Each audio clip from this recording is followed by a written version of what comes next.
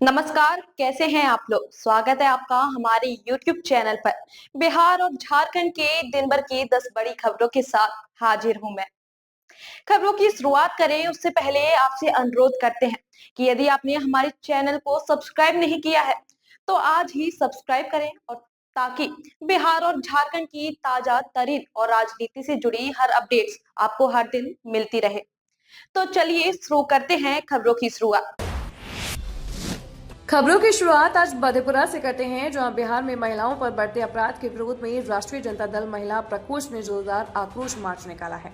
प्रदर्शनकारियों ने भूपेंद्र चौक पर मुख्यमंत्री नीतीश कुमार और प्रधानमंत्री नरेंद्र मोदी का पुतला दहन कर विरोध जताया। आक्रोश मार्च का नेतृत्व प्रदेश राष्ट्रीय जनता दल महिला प्रकोष्ठ की प्रदेश उपाध्यक्ष कुमारी विनीता भारती ने किया।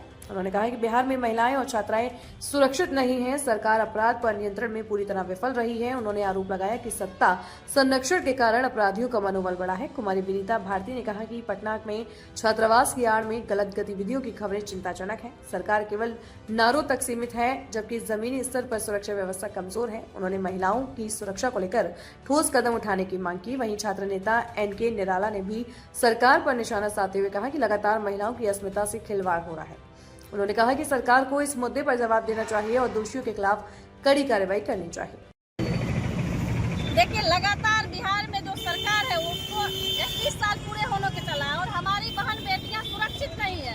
आज हम गरीब तबके के लोग हो चाहे बाहर बेटियों को पढ़ने के लिए देते हैं, उनका रेप हो जाता है, उनकी हत्या तक हो जाती है।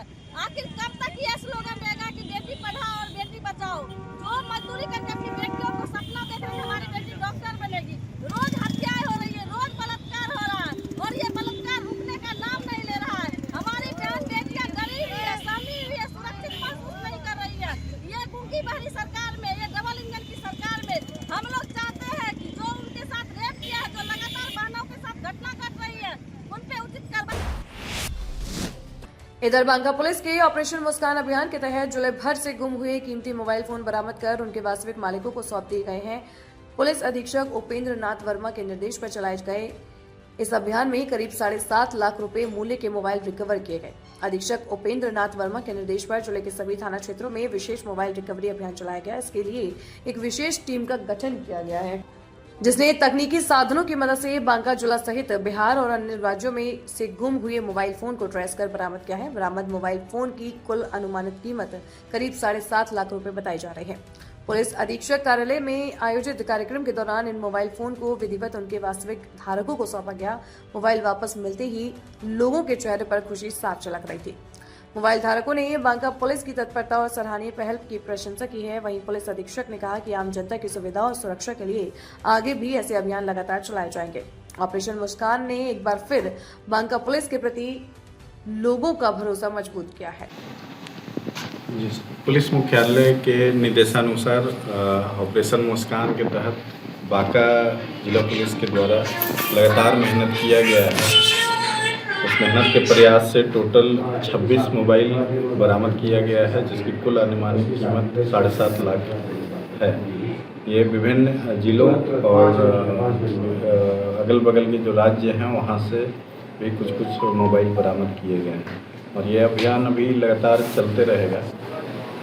हाल ही में जो बौसी मेला आयोजित किया गया था उसमें कई मोबाइल गुम होने की सूचना मिली है, उस पर भी लगातार प्रयास किया जा रहा है ताकि जो धारक हैं उनको ये मोबाइल खोज के वापस किया जा सके। सर, किसी मोबाइल से कोई आपराधिक वारदात टाइप का घटना अंजाम नहीं दिया गया? नहीं, अभी तक तो जितना मिला है उससे ऐसी किसी तरीके की सूचना नहीं मिली। उधर मुजफ्फरपुर में मनियारी थाना पुलिस ने बड़ी कार्रवाई करते हुए यूरिया खाद की आड़ में लाई जा रही अवैध शराब की खेप बरामद की है। राजस्थान नंबर की पिकअप वैन ने 95 पेटियां विदेशी शराब जब्त की गई है। आपको बता दें कि बिहार में शराबबंदी कानून को सख्ती से लागू करने के तहत पुलिस लगातार कार्रवाई कर रही है। इसी क्रम में मनियारी थाना पुलिस को गुप्त सूचना मिली कि राजस्थान नंबर की एक पिकअप वैन जिसमें यूरिया खाद लदी है भुजंगी चौक से महुआ की ओर जा रही है। सूचना मिलते ही पुलिस टीम ने वाहन की घेराबंदी कर उसे ओवरटेक कर रोका। चालक ने शुरुआत में वाहन में खाद लदा होने की बात कहकर पुलिस को गुमराह करने की कोशिश की, लेकिन सघन तलाशी के दौरान खाद की बोरियों के नीचे छिपाकर रखी गई 95 पेटियां विदेशी शराब बरामद हुई हैं। जब्त शराब की कुल मात्रा करीब 853 लीटर बताई जा रही है। पुलिस ने मौके पर ही शराब की खेप और पिकअप वैन को जब्त कर चालक को हिरासत में लिया है। पूछताछ में चालक ने जिले के कई स्थानीय शराब कारोबारियों के नाम उजागर किए हैं। पुलिस का कहना है कि मिले सुरागों के आधार पर आगे की छापेमारी जारी है और इस तस्करी गिरोह से जुड़े अन्य आरोपियों को भी जल्द गिरफ्तार किया जाएगा। फिलहाल उत्पाद अधिनियम के तहत मामला दर्ज कर आगे की कार्रवाई की जा रही है।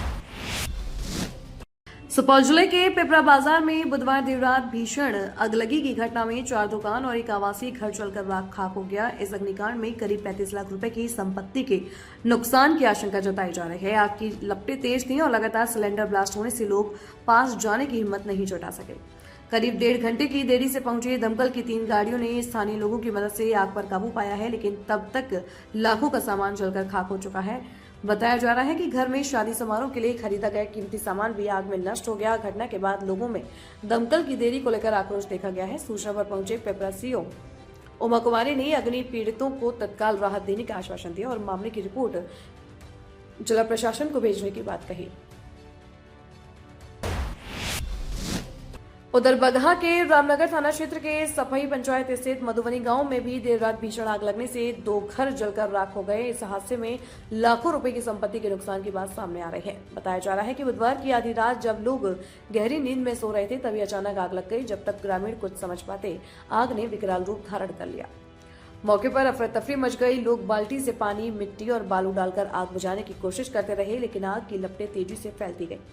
घनी बस्ती के बीच लगी आग में युगल राम और सुरेश राम के घर पूरी तरह जलकर राख हो गए। घर में रखा नकदी, जेवर, कपड़े, राशन समेत सारा सामान नष्ट हो गया। 4 बकरियां जलकर मर गईं, जबकि एक गाय बुरी तरह से झुलस गई है।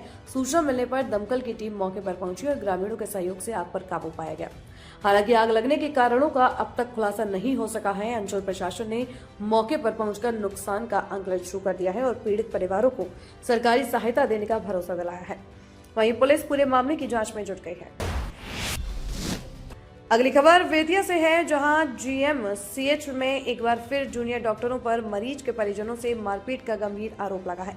परिजनों का कहना है कि इलाज के दौरान हुए विवाद के बाद मेडिकल इंटर्न छात्रों ने मिलकर 2 युवकों की पिटाई कर दी। बताया जा रहा है कि मरीज सुशीला देवी को उनके परिजन पटना से बेतिया ला रहे थे। रास्ते में तबीयत बिगड़ने पर उन्हें GMCH में भर्ती कराया गया। इलाज के दौरान ऑक्सीजन मास्क हटाने को लेकर परिजनों और डॉक्टर के बीच कहासुनी हो गई। परिजनों का आरोप है कि थोड़ी ही देर में कई मेडिकल इंटर्न वहां पहुंच गए हैं और मरीज के बेटे विशाल राज तथा उसके भाई अमन ठाकुर की लात घूंसों और जूते से पिटाई की। युवक के पिता ज्ञान प्रकाश ने कहा कि उनके बेटे ने न सिर्फ ऑक्सीजन मास्क हटाने का कारण पूछा था, जिसके बाद उसके साथ मारपीट की गई। घटना के बाद अस्पताल परिसर में अफरा तफरी का माहौल बन गया। परिजनों ने कार्रवाई की मांग की है। वहीं अस्पताल प्रशासन का कहना है कि मरीज की स्थिति गंभीर थी और इलाज के दौरान विवाद उत्पन्न हुआ। पूरे मामले की जांच की बात कही जा रही है। गौरतलब है कि इससे पहले भी GMCH में मारपीट की घटनाएं सामने आ चुकी हैं, जिससे अस्पताल की व्यवस्था पर सवाल उठ रहे हैं। अपनी मां सुशीला कुमारी को पटना से बेतिया लेकर आ रहा था। रास्ते में मोतिहारी में आने पर उसका तबीयत अचानक बिगड़ जाने के कारण से वो MJK हॉस्पिटल में लाया। डॉक्टर ने उसका ऑक्सीजन हटा करके चला गया दूसरे जगह किसी डॉक्टर से बात करने के लिए। तब तक उसी पर तू मैं हो गया जो ऑक्सीजन क्यों हटाया। उसी पर मारपीट यहाँ पर MJK हॉस्पिटल के जो स्टूडेंट हैं लोग सारा गुंडागर्दी करके मारपीट किया है मेरे बेटे के साथ में। उसका नाक को सब फोड़ दिया है, मारपीट किया है लोग। क्या नाम पड़ी लड़का के बाहर? मेरा बेटा का नाम है विशाल राज। क्या घर? किशन क्वार्टर नियर भोला बाबू कॉलोनी। अगली खबर का रुख करें उससे पहले हमारे प्रमोशनल वीडियो को जरूर देखिए। आपसे एक छोटी सी गुजारिश है कि अगर आपने अभी तक हमारे चैनल को सब्सक्राइब नहीं किया है तो बिना देर किए आज ही सब्सक्राइब करें और पाएं बिहार की हर बड़ी खबर बस एक क्लिक पर। बिहार झारखंड की हर बड़ी खबर अब आपकी जेब में। क्या आप बिहार और झारखंड की खबरों से पीछे रह जाते हैं? इंडिया न्यूज वायरल के साथ जुड़े और पाए सबसे तेज अपडेट्स, चाहे वो राजनीति हो, वायरल वीडियो हो या आपके शहर की ताजा घटना। सब्सक्राइब क्यों करें? सबसे तेज ब्रेकिंग न्यूज अलर्ट्स के लिए, वायरल और ट्रेंडिंग वीडियो सबसे पहले, सच्ची और सटीक रिपोर्टिंग। देर ना करें, आज ही सब्सक्राइब बटन दबाएं और अपडेटेड रहें।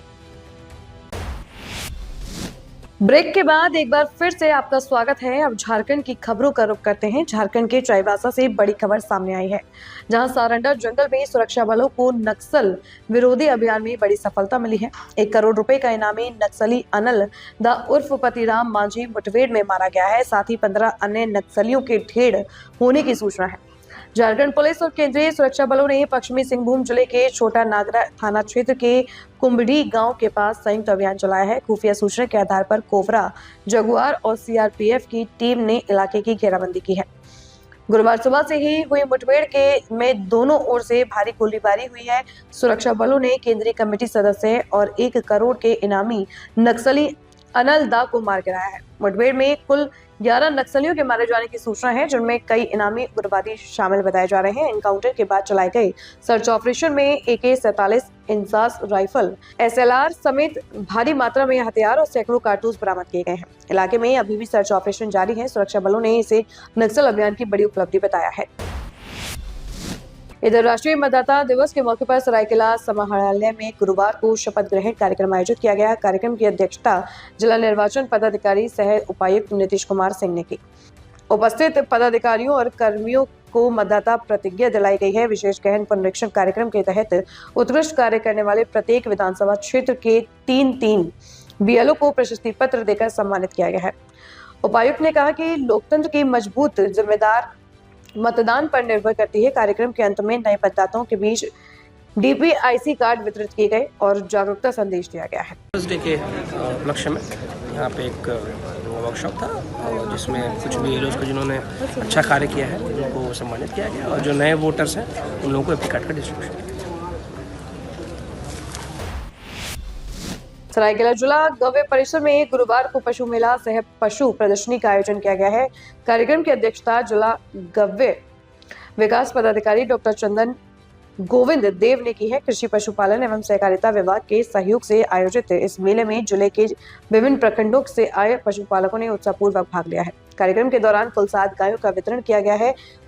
पशुपालकों को संबोधित करते हुए डॉक्टर चंदन गोविंद देव ने बताया कि सरकार की कृत्रिम गर्भाधान योजना नस्ल सुधार की महत्वपूर्ण योजना है। इसके तहत कम दूध देने वाली गायों का उन्नत नस्ल के सीमेन से प्रजनन कराकर दुग्ध उत्पादन बढ़ाया जाता है। उन्होंने कहा कि ये योजना पूर्णतः निःशुल्क है और पशुओं का ऑनलाइन पंजीकरण कर आधारित टैग नंबर लगाया जाता है, जिससे पशुपालक अपने पशुओं का पूरा विवरण देख सकते हैं। कार्यक्रम में सरायकेला विधायक प्रतिनिधि सनंद आचार्य, खरसावा विधायक प्रतिनिधि मंगीलाल महतो सहित बड़ी संख्या में पशुपालक उपस्थित रहे। मूल उद्देश्य है कि जो भी ग्रामीण किसान गोपालक आते हैं उसमें जो सरकार के द्वारा संचालन किया जा रहा है योजनाओं के बारे में जानकारी दी जाती है। दूसरी बात है कि गोपालन कैसे किया जाता है, उसका प्रमुख उद्देश्य क्या है, उनका आर्थिक स्थिति कैसे आगे उन्नत होंगे और स्वरोजगार से कैसे जुड़ेंगे, इसके बारे में ही ये इस तरह के प्रोग्राम किया जाता है। और इसके तहत हम लोग आज सरकार के जो निर्धारित कार्यक्रम है उसके तहत हम लोग 1 दिवसीय पशु मेला सह पशु प्रदर्शनी का आयोजन किया गया सरायकेला खरसुआ में। और उसमें अभी विभिन्न संसद प्रतिनिधि, विधायक प्रतिनिधि और हमारे यहाँ के जो पशु शल्य चिकित्सक एवं अन्य पशु चिकित्सक विभिन्न प्रखंड से आए हुए हैं और उन्होंने ग्रामीण को पशु चिकित्सा के बारे में और पशु कैसे रखरखाव किया जाएगा उसके बारे में विस्तृत जानकारी दी जाएगी। और दूसरी चीज़ है कि इसमें जो किसान गाय क्रय करने वाले हैं या पसंद कर चुके हैं वो भी किसानों के बीच में वितरण करने। उधर धनबाद शहर के सरायढेला थाना क्षेत्र स्थित बलियापुर रोड पर बिजली विभाग के गोदाम में गुरुवार सुबह भीषण आग लग गई। आग की घटना से इलाके में अफरा तफरी मच गई और दूर तक धुएं का गुबार फैल गया। प्रत्यक्षदर्शियों के अनुसार JP अस्पताल के समीप स्थित गोदाम से अचानक धुआं निकलता देखा गया है। जैसे ही देखते आग ने विकराल रूप ले लिया। गोदाम में बड़ी मात्रा में केबल, ट्रांसफार्मर, पार्ट्स और बिजली उपकरण रखे थे, जो आग की चपेट में आकर जल गए हैं। प्रारंभिक अनुमान के अनुसार लाखों रुपए की संपत्ति को नुकसान हुआ है। सूचना मिलते ही दमकल विभाग की 2 गाड़ियां मौके पर पहुंची। कड़ी मशक्कत के बाद आग पर काबू पाया गया। सरायढेला थाना पुलिस भी मौके पर पहुंचकर जांच में जुट गई है। आग लगने के कारण स्पष्ट नहीं है, हालांकि शॉर्ट सर्किट की आशंका जताई जा रही है। बताया जा रहा है कि गोदाम लेजर पावर लिमिटेड कंपनी का है। देखिए, ये हमारा RDSS प्रोजेक्ट का स्टोर है। हम लोग प्रोजेक्ट का वर्क करते थे, तो अभी सुबह 9:30-10 बजे पीछे से कोई आग लगा दिया है, अभी पता चला। तो ये एसएमसी बॉक्स का स्टैकिंग जो है उसमें आग पकड़ लिया है। कितनी की क्षति है लगभग? ना वो तो अभी कोई मतलब काउंटिंग हुआ नहीं है, अभी पता चलेगा, बाद में वो डिसाइड होगा। अभी पहले आग बुझने दीजिए, फिर हम लोग उसका काउंटिंग करेंगे। ये गोदाम में काची रखा हुआ था? ये इलेक्ट्रिक का जो हम लोग का काम होता है उसका लिए सारा मटेरियल जैसे बॉक्स वगैरह, केबल वगैरह, ट्रांसफार्मर, ये सब चीज़ें रहता है। कौन सा कंपनी का अधीन में आता है ये गोदाम? Laser Power and Infra Limited Kolkata का कंपनी है, धानबाद में प्रोजेक्ट लिए हुए हैं, वैसे उसी का स्टोर है। क्या काम होता है धनबाद में इस प्रोजेक्ट से? आरडीएसएस का अंडर में ये प्रोजेक्ट आता है और इसमें बिजली के विभाग का मरम्मती जैसे प्रोजेक्ट है, केबल करने के लिए और ट्रांसफार्मर लगाने के लिए, बस उसी का ही प्रोजेक्ट है। आग कैसे लगी इससे कुछ पता चला है? ना अभी वो उसका जानकारी नहीं लिया गया है, फिर हम लोग मतलब गैस कर रहे हैं जो पीछे की तरफ से लगा हुआ है। क्या नाम है आपका? मृत्युंजय चौधरी। आप कौन हुए? ये प्रोजेक्ट मैनेजर इस प्रोजेक्ट। तो साथियों, आज के लिए बस इतना ही। कल फिर हाजिर होंगे बिहार और झारखंड की 10 बड़ी खबरों के साथ। मुझे दीजिए इजाजत। ताजा तरीन और राजनीति से जुड़ी खबरों के लिए आज ही हमारे चैनल को सब्सक्राइब करें और बेल आइकन दबाना ना भूलें, ताकि हर अपडेट्स आपको एक क्लिक पर मिलता रहे। और हाँ, कमेंट बॉक्स में अपनी प्रतिक्रिया जरूर दें, ताकि आपकी रुचि के अनुसार हम खबरों का चयन कर सके। यदि आप भी हमारी टीम के साथ जुड़ना चाहते हैं तो नीचे दिए जा रहे संपर्क सूत्र पर आज ही संपर्क करें और बने हमारी टीम का हिस्सा।